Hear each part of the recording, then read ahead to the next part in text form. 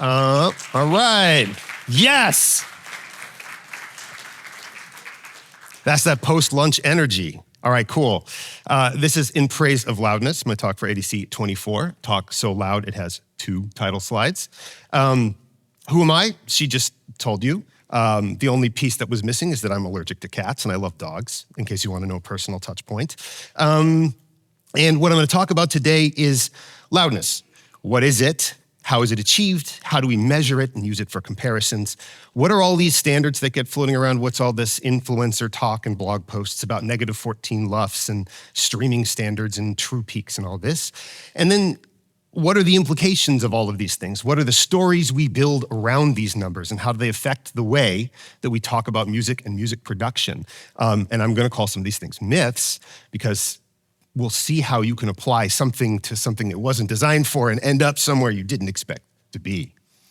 So we're gonna go over the basics of digital loudness first. I'm gonna burn through some of this stuff. Some of it will be more familiar to you, to some of you than others, but I figure we should go over the basics again. And we're gonna talk about what it means to be too loud, too dynamic, not dynamic enough. I don't think I can do clipped on this. They probably won't let me. All right, well, loudness is movement in as much as sound is movement, right? So faster movement, higher pitch. More peak-to-peak travel, pushing more air around, louder.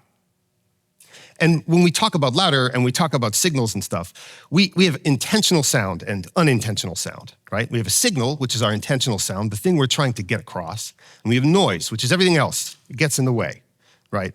And noise can overpower a signal, which is bad because then we don't get our message across. But what we want is for our signal to overpower the noise. This is great. But they don't always interfere. They can be in different parts of the frequency spectrum. Here you can see a very high frequency riding a very low frequency. You can hear them both, even though one is loud and one is quiet, because they don't occupy the same frequency space. So just something to know. Let me talk a little bit about digital movement, bit depth, right? So in a DAW, when we're working, when we're mixing, when we're doing our jobs, when we're writing plug-in DSP code, we're working usually with -1 to 1, these floating point values, either single precision 32-bit values or double precision 64-bit values. It's a lot. And remember, every bit doubles the amount of values we have available to us to describe the audio that we're trying to record or to process. But assets that get delivered, they come in 16 or 24-bit integers. So we bit reduce before we actually deliver this stuff outwards, right? Because they're just for listening, not as much for mixing. Right. And higher bit depth means we have more precision. Each individual sample has a finer grid that it can lock to. And because loudness is movement, right? Quiet means we have less resolution. Now, what do I mean by that? All right, look at these 2 lines. If we're gonna move a lot, this is a loud sound at the top, we have tons of different values that we can use to represent that movement. We have a high bit depth, right? Now, we're always gonna be snapping to a grid when we're recording sounds or processing or anything. That's what your bit depth is. But if we move just a very, very, very small amount, we have very few different values we can use to represent that movement. We have less resolution. Here we only have, what, like 5 or 6 different values we can use to represent this. And the snapping becomes a bigger distance relative to the total movement. This is what we call quantization noise, because we're quantizing to a grid, just like MIDI notes. And that's what quantization noise is. And that's why we invented dithering, so that when you get really, really, really, really small, you fall into a nice, pleasant pillow, a nice bed of noise, and you don't hear this sound. And that's all that it is. It's just a little bit of noise, right? It's also why we mix at very high bit depths, 32 and 64-bit numbers, because we want to have as much resolution as possible when we're navigating this, and we have to do things like that, make things very quiet. We don't actually really want to deliver sound that's that quiet, because it'd be so quiet that when we amplified it would sound terrible. And let's talk a little bit about loudness and dynamic range in the digital realm. So loudness describes a window of sound in time. It's just like temperature, right? You can't say the temperature of a specific point. It's a space and it's movement within that space that makes something hot. The same with sound. It's a period of time and the movement within that period of time that makes something loud. It's the air moving around. So dynamic range is going to compare 2 of these different windows, a window that's quiet and a window that's loud, and say, oh, there's a range between them, and that's how much we're going up and down in volume. In the case of bit depth, we're talking about if we look back over here, what is the loudest sound we can make in a window, which would be from -1 to 1, right? All the way, full range. And what is the quietest sound? And you think the quietest sound might be oscillating between your any two close, really close values, but really it's talking about how quiet can we get before we start hearing quantization noise. That's what we're describing the dynamic range of something in a digital realm. So decibels is what we use to measure loudness. It's a logarithmic measurement and it's relative, right? Decibels is one thing relative to another thing. So when we're talking in the digital realm, we use what's called dBFS, or decibels full scale.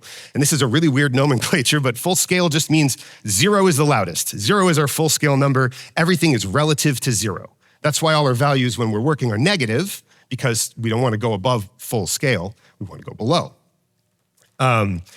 And if we look at what we get for 16-bit audio, we have 96 decibels of dynamic range. That's great.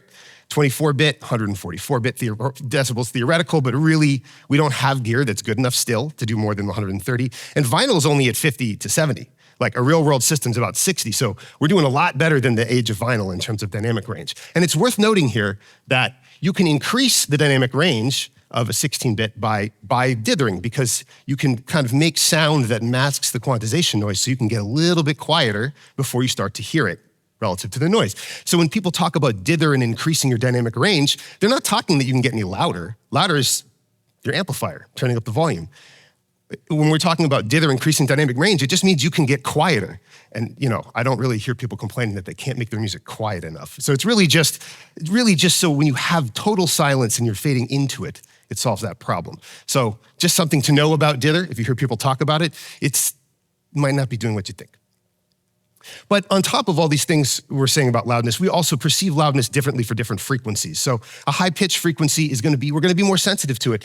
Fletcher and Munson, it's not one person's name. That would be a really unfortunate name, I think. But I think it's two people. Hopefully I'm not wrong, otherwise I'm really insulting. But that's the most famous one. It was the original research. I have that graph right here. And they're saying, hey, for different frequencies, we're more or less sensitive to them.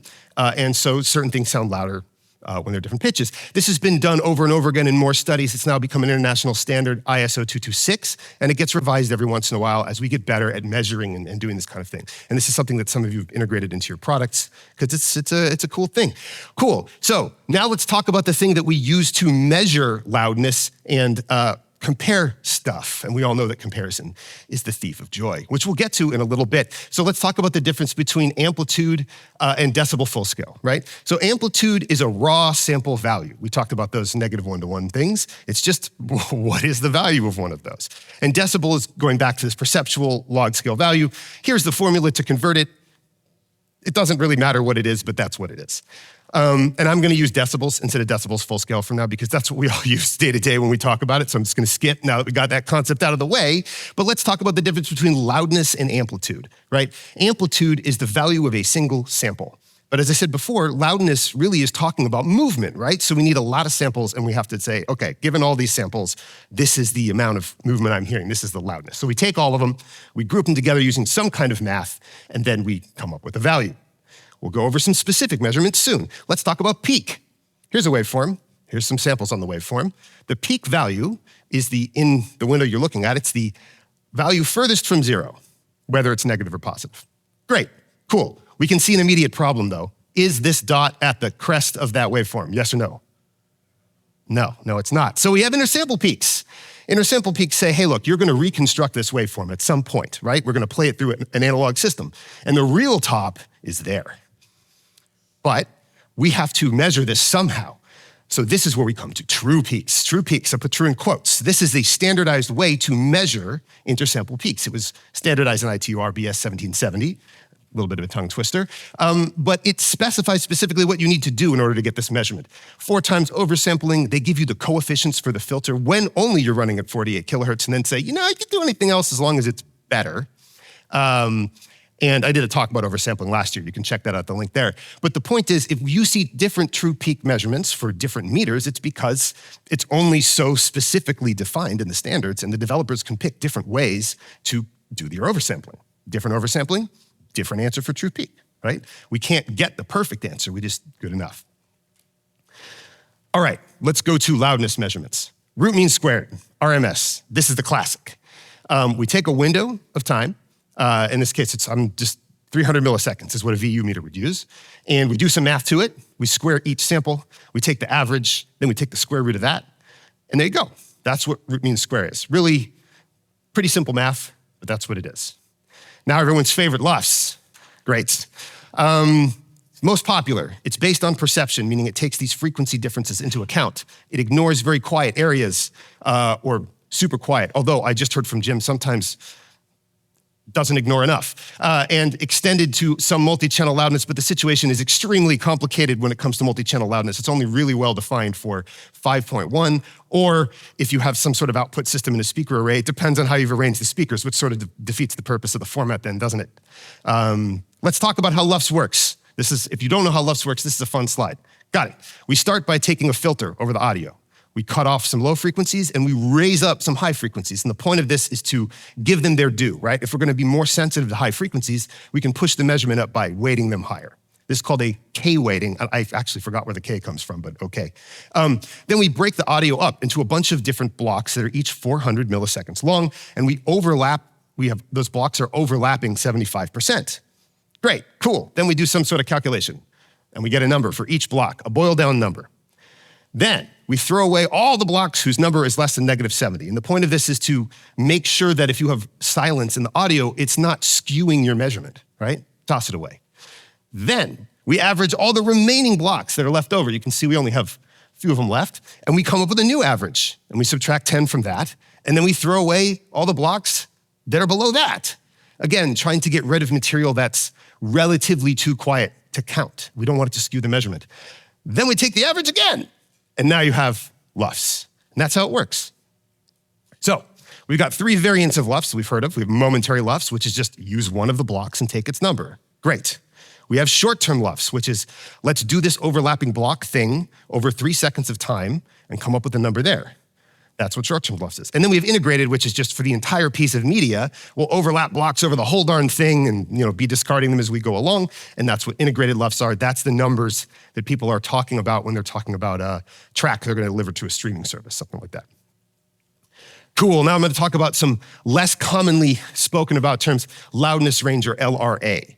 This is a macro level dynamics of a signal. Think about it's like movements in a piece of music, right? So after you discard all these blocks and you have your leftover blocks, you take the loudest block in the quietest segment and you take the quietest block in the loudness segment. And then you just find the difference between them. And that's going to give you kind of a general idea of the dynamic range of a long form piece of media. That's cool. Another way is the micro level dynamics of a signal. This is called the peak to loudness ratio, and an older measurement that did the same thing was called crest factor. And essentially it takes the true peak value and it compares it to the integrated LUFS value. So a single transient or impact and comparing it to the general loudness of the signal. Cool. And the old school way of doing it is regular peaks in RMS. I mean, it's not, we can see that there's sort of like older measurements, newer measurements. They have their pros and cons, but we're still interested in the same things. Great, so now we have a good baseline understanding of all the things related to how we measure loudness or might think about it from that kind of perspective. So let's talk about what we might use to make something louder, right? And there's lots of different loudness, right? But they could have all sorts of different characteristics. Do we make the sound brighter? Do we make it thicker or thinner? Does it sort of add saturation or not? Does it pump or fart when pushed? Is it changing the kind of balance of your mix, right? Does it make the mids come out or the lows drop out, stuff like that? All of these things are things that loudness can do when they're doing their job. So they're not equivalent. They all sound different. Some are more creative, some are more technical. Now I'm going to burn through these. A saturator, we've all heard about this. It's just a simple transfer function, which means you get a value in, you calculate a value out. It adds distortion across the entire range of the signal, right? So no part of a saturator, most saturators are clean at all. Odd order harmonics in a saturator are cleaner. You can see my talk I did for the DSP related conference about that. And since it's nonlinear in range, it always creates aliasing. Soft clippers are actually pretty similar to saturators. They just specifically stop and flatline at the top, so they're pretty similar. And they're also non-linear within the normal range, meaning they're going to create saturation and aliasing and stuff, even when you're between -1 and 1. Hard clipper, we're going to talk about the most basic form of a hard clipper where you just sort of snip the tip. All it does is make a hard stop. So it's totally linear within -1 to 1. Your audio is going to be perfectly clean, and it's sort of saving all that saturation for the moment you go over, and then you get a burst of noise, essentially, because you've clipped, right? But those bursts tend to happen on an impact. So at least at first, you can hide them, or they sort of hide within the impact of the sound itself, which is why clippers are so popular today in music production. Then there are compressors, and there's so much to say about compressors, and they're so complicated, and there's so many decisions you can make when designing one that you can't really talk about the general characteristics of compression because so many things can be tuned, both by the user and by you as a designer of DSP or like user. So I'm just gonna say it's essentially like it has what's called a ballistics section, which means it has kind of an onset time and an offset time, like someone deciding when to put the brakes on and take the brakes off when they're driving. And a limiter is a specific kind of setting for a compressor that's made to just stop things from going outside, right? It just kind of flatlines. That's basically it. And with a limiter, release tuning is the important part. You always want to stop as soon as possible. But then you have a question is the audio going to stay this loud, or is it going to start to get quieter? And that's when you start tuning the release. And you tune it too slow when it starts to pump, and you tune it too fast and it starts to fart because it's thrashing back and forth between trying to duck the volume and coming back up and being loud. And so getting the release on a limiter right is tricky. Then we have multiband compressors, which has all the problems of a compressor in terms of how we might describe them, except for doing it at least 2 times, usually 3 or more. And the thing with multiband compressors is while they're very clever, you can really mess up your mix with them because it changes the tonal balance of what you got, right? It's a very complicated tool to use correctly. And then there's unique processors that have the best of all properties, and they always do everything right all the time, and they're super cool, and you should check this one out. All of that to say, there's lots of ways to make sound louder. There's lots of ways to make sound loud. They don't all sound the same. Some are more transparent, some are more creative, and all of them are tools that you're using to achieve this loudness thing, which kind of perceptually humans just hear is better. That's why we talk about being tricked by loudness, is because just by default sounds pretty good.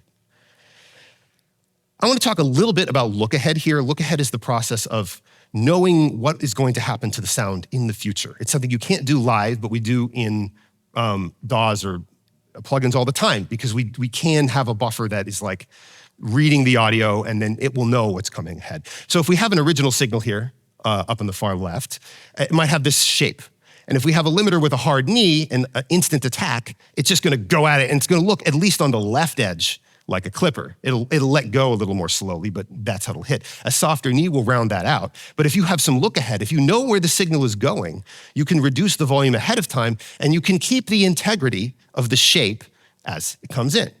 And this was a very important innovation because it kind of accelerated the loudness wars. And here is, it's a little bit washed out, but one of the most famous loudners that started it all, the Waves L1 Ultra Maximizer. Okay, cool. So, pre-CD, mastering and finalizing material to get shipped out to people was tricky because the actual device that played stuff back had physical constraints that made it so that if you made things too loud, it would just screw up the playback. The needle will jump on the record. Magnetic tape actually didn't even look into what goes wrong, but stuff goes wrong, right? And we can imagine why it would. You know, you've got a needle running in a groove, and then all of a sudden it goes like this, and then it hops off, right? And that's one of the reasons why vinyl has a lower dynamic range than digital, because we have these physical restraints. CDs happen. At some point, we start to distribute audio digitally. We've got perfect replication of the samples, and we're using what's called the, I should have put this in quotes, peak normalization paradigm. The point is that it's very well defined what values are allowed and what values are not allowed. And so within that range, you kind of just do whatever you want. You're no longer worried that, say, your bass response is going to cause the needle to skip, right? So that means there's less variability on playback, of course, until the point where you get to the amplifier, because the amplifier's always, you know, that wasn't where the innovation was, right? So we don't have to worry about this kind of stuff. And so everyone has the same, in terms of the numbers, area to work within, and they can do all sorts of stuff within there. And so people started to get more competitive when Lookahead limiters came, because it meant that they could duck these peaks without them poking through. They could keep the sort of initial integrity of them and then really push the loudness of the sound to get attention. Now, this is pretty cool. And it sounded great because things sounded louder, and louder by default kind of sounds good to us. It masks other things that are going on. But it's also important to note that radio was compressing the hell out of songs. Like, it gets played through the radio, a lot of compression happens. So in a sense, also, the less dynamic range you have in something that goes out, the less it's going to rely on the compression that's going to be in the radio or something before it gets to the end. So a kind of unspoken thing here is that it also gives you more control as the mastering engineer of what the listener is going to hear on the other end, because you're more in control of the compression as it's happening. And the gig became, for mastering engineers, how do I compress something in a way that it doesn't sound so compressed? Because then it won't be affected by this kind of stuff as much. It's an interesting point, think about it. Anyway, there's all sorts of crap I'm not going to get into, because people fought about albums that were good and albums that were bad, and it was bad because of this reason and good because of that reason. But there's a couple of articles that I want to point out that happened during this long period of time between essentially 1990 to today. And one of the most famous initial articles, you'll see this if you look at Wikipedia, was this one by Sridhar in IEEE Spectrum called The Future of Music in the early 2000s. And he criticized modern music production as not able to breathe. I have we can't see it because of the contrast, but I have the comparison he made where this is one of the first times where people were looking at these diagrams of the song, not diagrams, the wave previews of the songs, and then being like, that one looks flatter, so it's bad, right? Visually, there's no indication of microdynamics. I see fewer spikes. And yeah, that's kind of what this article was about. And he acknowledged, though, that the most environments that we listen to music in the car, exercising, outside in the park, we got our friends over for dinner, we're in a cafe. There's a lot of situations where it's kind of loud. That part of why this might be the case is the signal-to-noise ratio. The more overall loudness is in a track, the more we can hear all the details of it, compared to if we have a really wide dynamic range. Another idea about this is if you're playing a movie at home and you can't hear the dialogue, but as soon as someone shoots a gun, you're going to check on your neighbor to see if they want to call the cops. In any case, but there's a little bit of confusion in this paper, right? He's talking about all these things, and then he says, hey, look, you know what? Audiophiles, I've talked to them, and they say SACD and 24-bit audio are going to fix this problem. That makes no sense. Like, if the problem is people aren't using the dynamic range that you give them, they've smashed it up, then what is giving them more dynamic range going to do? It shows a general misunderstanding of the problem. And I have the quote where he describes this right there. But also, he's talking to a specific subset of people, right? My friends, throughout all this time, no one ever told me that they didn't think music was able to breathe anymore. I still don't find that a criticism of music in general today. Maybe there are certain genres that don't breathe. Maybe hardcore breathes less than a natural jazz record, but maybe that's a genre-dependent opinion, you know? Here are some statements. Even though you love this album, you can't listen to it anymore. You shut it off, tired, puzzled, and confused. I literally have heard nobody tell that to me in my entire life. Maybe there are some albums you feel that way about, and I'm full of it. But I'm just saying it's a particular audience here that's saying this stuff. It could be responsible for halting technological advances in sound quality for years to come. That is insulting to everybody in this room, quite frankly. I think we've done a lot of really great work over the years. Some of it is about loudness and some of it isn't. Why would this have anything to do with that? Not only is all impact lost, okay, first of all, go listen to Face Shopping by Sophie and tell me that all impact is lost in music because it's too loud. You might not like that track, but if you told me it had no impact, I would tell you to go to bed, you've had too many drinks, right? And the level of the sound is fatiguing to the ear. Well, if it's the level of the sound that's fatiguing to the ear, just turn your music down. I don't know what to tell you on that one, right? Okay, so there was pushback to this. Later, there was a Sound on Sound article by Durutti. They did all of this study of all this music, and they ran it through all this stuff, and they used LRA. Remember LRA? It's that macro measurement that's measuring the loudness between sections of the songs. And they said, hey, look, overall music has gotten louder, but if you compare the different sections of the music, the difference between the sections is about the same. So you know what? You're full of it. Everything is fine. That's great. Here's all my research. Well, that's also really silly because here, check it out. Cool. All three of those sections were totally flat and undynamic, but they would have had a high LRA measurement, right? So another person who's done a lot of research, anyway, like what I'm showing here is if you're looking at the measurements of the sound and you're coming up with different answers as to whether or not things sound better or worse, maybe those measurements aren't going to tell you whether or not the sound is better or worse because you can come to opposite conclusions with the same data. I mean, it's a little weird, right? Well, we have pushback again now to Derudi. Ian Shepard, who's a maybe more famous modern name in this, and Bob Katz would say, look, this Derudi guy is making no sense. Basically for the reason that I just showed you guys with my little static thing. And he suggests the peak to loudness ratio. That is a better measurement for deciding how dynamic things are.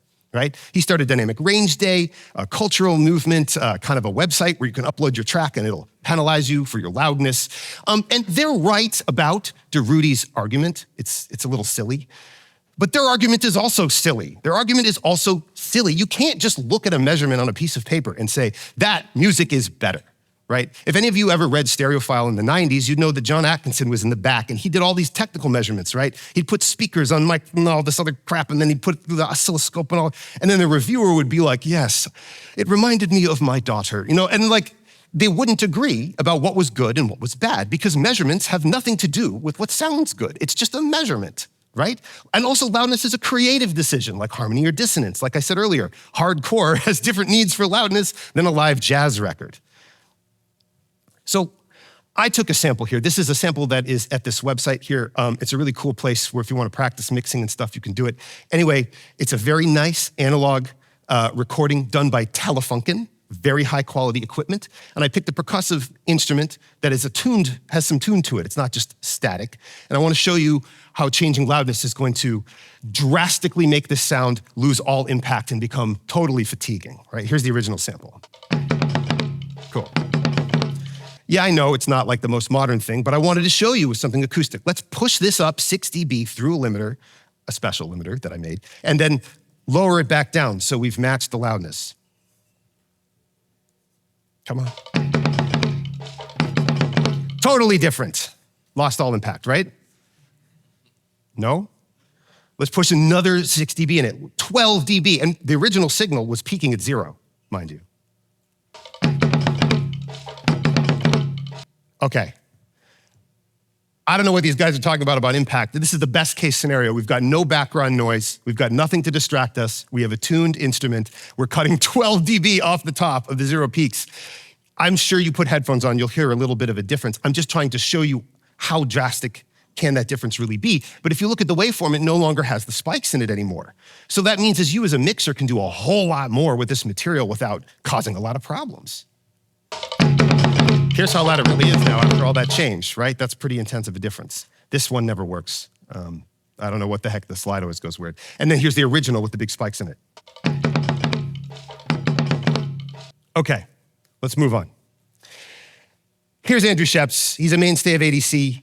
He's famous for making things loud. He says he won the loudness wars, but even Andrew Scheps says, I never did anything because it had to be loud, ever. Everything I did was always because it's not feeling right. Like I say, loudness is a creative decision. Different kinds of genres call for different kinds of things. So we have a lot of hyperbole coming from the camp of audio destruction and inability to make things cool. And even the guy who wins the loudness war is doing it because he's serving the record, not because he's fighting a war.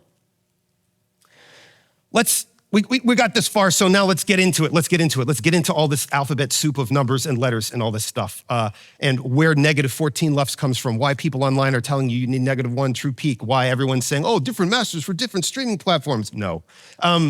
Where does this all come from? Well, we have 3 agencies here. European Broadcast Union, that's in Europe, AES, that's in the US, and ITU, which weirdly, if you didn't know, is the United Nations. They have standards that they come up with that everyone can share in terms of how we should do broadcasting. That's who they are. And the problem they were trying to solve is that people were complaining that there was inconsistent loudness in program material, right? So it's just, oh, the ad is really loud and then that gets quiet. Or I made a playlist of my favorite tracks and I have to keep jockeying the volume control so that I don't have to get up at my dinner party every 10 minutes, right? I understand that. Has anyone ever dealt with that kind of problem before? Yeah, that's real. That's real. So these people tackled it. They said, in their own words, peak normalization of audio signals has led to considerable loudness difference between programs, because you have different tools now to can achieve loudness within your exact -1 to 1 range, and that the resulting loudness inconsistencies are the cause of the most viewer and listener complaints. Cool, I can get down with that. And their solution was, okay, cool, look, hey, here's what we're gonna do. We're gonna normalize all broadcasted audio across everything to -23 LUFS. And we're gonna limit it to -1 dB true peaks. And then we're going to push quiet material up a little, and we're gonna push loud material down a little, and they'll all end up in the same place, and then we'll be very, very consistent. So my first question when seeing this is that why on God's green earth would we pick -23? That is a very low value. It's below pretty much anything anyone that I've talked to uses. But we'll start off with the #1 rule, which is simplicity. You tell everyone to do the same thing, you'd make no exceptions, you have a very simple rule to follow. And the #2 thing is that it supports pre-existing and varied material, right? A lot of material that had been made since way back when was a lot quieter than the stuff we're making today because we didn't have tools to make things loud without messing up the sound really bad. That's a relatively modern invention. And they're trying to avoid upward normalization, pushing things up. Why do you think that is? This chart comes from AES 7723.3, processes for downward and upward loudest normalization. You can look at it all you want, but here's the real main problem. You push something down, that's safe. Turn down the volume knob, that's fine. Nothing's gonna hurt you. But if you try to turn the volume up on a signal, and that signal already has peaks at 0, you're pushing those peaks into overs. So upward normalization is bad. That's why they picked such a low value, because they were saying if we have to change anything, we would rather push it down. So let's take all the low material and say, okay, that's gonna force us down here, and that's gonna be nice, right? Upward normalization is bad. Think about that compared to some of the advice you've been hearing about, don't make it too loud. Okay, where does -14 come from? Because that's the number that we hear about all the time. Let's talk about EBUR 128S2. They say, okay, you know what? Maybe we messed up because -23 LUFS is really, really, really quiet, and personal music players like phones and all this stuff, this was like in the early 2010s, they suck. They have bad amplifiers. If we deliver audio to them digitally that's really quiet, then the user's gonna have to turn that volume knob up really high in order to hear it at the listening volume they want. And then it's gonna have a lot of noise in it. It's gonna sound like crap. So you know what? How about -16 to -20? We'll do a little hand waviness because we're not quite sure, but that should be better. Right? They're trying to solve the problem in a way that's more appropriate for this particular format of music streaming delivery, which is great. And then they say, you know what, but eventually we want to get back to -23 LUFS. That's where we want to be, right? Cool, is that good enough for you guys? No, because we're still not at -14. What's the problem now? Well, different tracks on an album have different volumes relative to one another, and the artistic vision of the album might require them to be balanced differently. So if we're normalizing them all to be exactly the same relative volumes to each other, we're ruining that part of the album listening experience. So let's give it 2 LUFS. Why not? Let's give it 2 LUFS. We'll take the loudest track on the album and we'll normalize that one to -14, and then we'll use the same gain factor across the rest of the album. Now we finally ended up on -14. It's not some magical number that has anything to do with audio quality, that has anything to do with anything else other than this series of compromises after coming up with -23. So you guys happy with that? Sound like a good enough explanation? Yeah, all right, cool. That's where we are. Right, so how was this adapted? We've got a couple of ways in Spotify, -14 and -11. Yeah. Then we've got Apple Music, -16, I think. It's not documented because some of these guys won't even commit. We have a standard that's been around since 2013 and they're like, because it's tricky. People haven't always loved volume checky things and they're not sure and we want to push the volume up and people are complaining at the delivery and it's a complicated situation, right? So it's a little bit, things are changing, right? Spotify, at least they've committed. They're like, we are going to do this, and if we change it, you're going to be able to look at the Wayback Machine and say, you know what, 5 years ago, you guys said this other thing, and I mastered all my music this way, and now what are you doing to me? I hate you, right? Whereas Apple Music can just be like, plausible deniability, which might be the right move. We don't know what's coming next. But then something curious, if you look at all these documents, the largest document that was published by the EBU in the wake of all of these, because they have all these supplements, like let me help you with what you're doing, is EBU Tech 3343, Guidelines for Production of Programs in Accordance with EBU R128, where they came up with this -23 number, and they started to do the thing that I really think they should not have done, which is the hunt for artistic relevance. And they have quotes like this that say, The actual technical change of audio signal level through active normalization to negative 23 LUFS has direct influence on the artistic process. And in a positive way, the production side thus relieved from fighting the loudness war, an unfortunate result of peak normalization paradigm. They're basically saying, yo, producers, mixing engineers, you've really been letting us down, fatiguing us and getting rid of the impact in music. Let us free you from your shackles with our standard. I'm being a little mean to them here, but like this is an overreach, right? I'm perfectly fine with the way they solved this problem with regards to relative volume. That's really amazing. That's actually a great innovation. But trying to tell people that this is going to save music and free people in order to make more dynamic mixes is a little bit of a stretch. So we got this. This attitude, it's not just them that talks like this. There are other people that kind of like got in, and now we have influencers and audio companies, and everyone's latching on to this thing. Negative 14 LUFS, negative 1 true peaks. I can sell a product on that. Now you gotta do this before you can release your music. And we've got YouTube videos and social media influencers, and they're just saying a bunch of stuff, right? But in the wake of all that, Billboard chart tracks cross-genre, I'm talking blues even, negative 11 and negative 6 LUFS. They didn't even hear it. They still all contain true peaks for the most part. They don't, it's just not part of what is done to music when it's mastered these days. And it sounds great. I don't listen to music right now and be like, man, I can hear this clipping all over the place and all the dynamic impact is gone from this music. You know, it's just not something, sure, there are better or worse mixed records, but not in general. And so this advice doesn't stick artistically or commercially. And this research, I didn't even bother to do it because Isotope published a blog post this year that has this information in it. So how do we get here? Well, we had rules that were designed to solve a broadcasting problem, which was real, and it was annoying, and people were complaining. But through some kind of weird scope creep and hubris, we end up with this thing that's telling people how to produce music. And marketing and product management in some companies kind of got a little bit ahead of themselves and took this ill-defined problem of music is missing impact or it's, sounding really bad. And that was a little bit of an ill-defined problem, and they pushed it, products. And there's a failure to remember that measure does not define experience. Anyone like that Mitchell and Webb look? Yeah. Watch some number weighing, it's fun.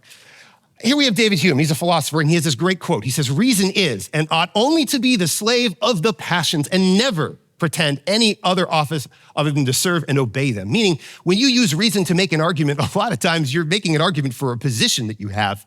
You can get your mind changed, but you're in service of something, some feeling, some thought, some direction, right? People complained about inconsistent loudness. Was your neighbor or anybody else complaining about poorly produced art in general? Maybe some people, but the mass majority. Were they complaining about impure transients or limp impact in modern music? Does modern music sound less impactful than music from 1992? No. This was a passion of a still pretty vocal minority, and they have every right to that. But they shouldn't be imposing it as gospel of what makes music good or not good. Because accuracy and realism and whatever it is they're looking for in these specific transient peaks and whatnot doesn't necessarily equal better production. And in fact, the productions that cared about this accuracy and realism, it was never their goal to fight the loudness war. So they were never doing this to begin with. And so they always sounded fine. They weren't putting L1 Ultra Maximizer on like Keith Jarrett album, at least I don't think. So now let's get into some information that all these people that are ranting about on all of these platforms withhold from you. And they come from the very same standards that they use to push them as gospel. True peaks only really matter for high frequencies. Why is that? And this is an AESR7, so it's Audio Engineering Society. If you have a low frequency, you have a lot of samples. So you're not gonna miss the peak by very much because you're taking a lot of samples over the course of the waveform. If we look on the right and we have a really high frequency, we miss this one by a lot, right? So high frequencies are where you actually have true peak problems. And where do we really only have highs that are gonna be that loud? We have them in transients, which are also, they happen to be the place where you can hide clips the best. Again, which is why clippers are used a lot in modern production. They sound great. Also, true peak meters still have a max underread of 0.6 dB. You can look at AESR7, they got a whole table, and that's where they define the standard. So it's not like they're really true, they're just true-ish, right? So it must only matter so much, But then here's the real kicker. This is from AS 7722-3F. True peak limiting more than about 1 dB may produce more audible artifacts than simply letting the audio material clip. Have you ever heard anyone repeat that? You can't sell anything off that. But they say it themselves, right? If you're a broadcaster, if you're CBS or if you're Eurovision or whatever, I get it. You're trying to make sure that the deliverable thing, you don't change what was given and your input stuff has got to be all the same. It makes sense to solve broadcasting problems. This is why it doesn't make sense to produce music. Let's talk about codecs. People say, okay, Sam, you're forgetting the fact that if you compress something to an MP3, well, the phases all move around. And so that's going to cause overshoot and you're going to have a peak. I got news for you. MP3s don't clip. AACs don't clip. Ogg Vorbis doesn't clip. They don't store the information that way. What clips is when they're decoded into a waveform, right? But if you decode in floating point, you have way more. You can go above 1 and below -1. And then if you're normalized down 4 dB, oh my God, you got 4 dB more of headroom. That's amazing. So what they're really saying is we're too cheap and lazy to use a decent decoder, so y'all better produce music different. What? Also, did anyone do any research to say whether or not these true peaks are more audible than the lossiness in the lossy codec to begin with? Maybe it's a different kind of noise, maybe it's not. No one's ever told me they checked. So my advice to you when you're producing music is just to listen to it. Don't listen to these numbers and these measurements. They're not going to tell you what's good. Your ear is going to tell you what's good. Your peers are going to tell you what's good. Playing your music in the car is going to tell you what's good. Not all dynamic range compression is the same. So of course a number is not going to tell you whether something sounds good or not because different techniques could be used to get it there. Dynamic range by itself is not a virtue. This is why I'll tell you. Perceived dynamics and impact is not the same as measured dynamics. Measurements, numbers, they lie to you all the time. The numbers don't lie thing is bullcrap. Numbers lie to you all the time because they're being told to you. It's the story you build around the numbers. That's the message. And this was a false story built around the numbers. And this is the crazy part. Loudness is robust. Loudness is predictable. It sounds great. It doesn't necessarily lack impact, or we'd say that all our music sounds limp today. It's better listenability in noisy environments because it fights signal-to-noise ratio better. You don't have to upward normalize your track, which would push it into a true peak limiter, which you don't want and you don't control.